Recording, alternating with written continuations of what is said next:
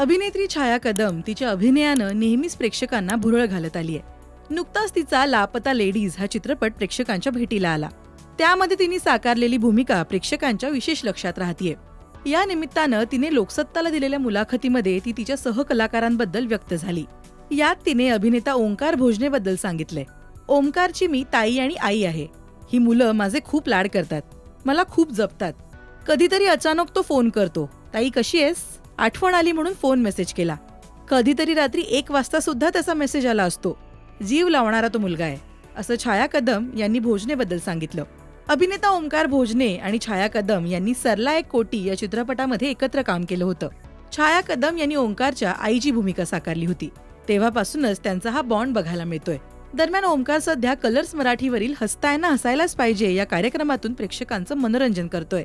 तर हे दोन्ही कलाकार आणि त्यांची कामं तुम्हाला किती आवडतात ते कमेंट करून नक्की सांगा। मराठी सिनेसृष्टीतील बातम्या, अपडेट्स आणि गॉसिपसाठी तुम्ही सबस्क्राईब करा राजश्री मराठी।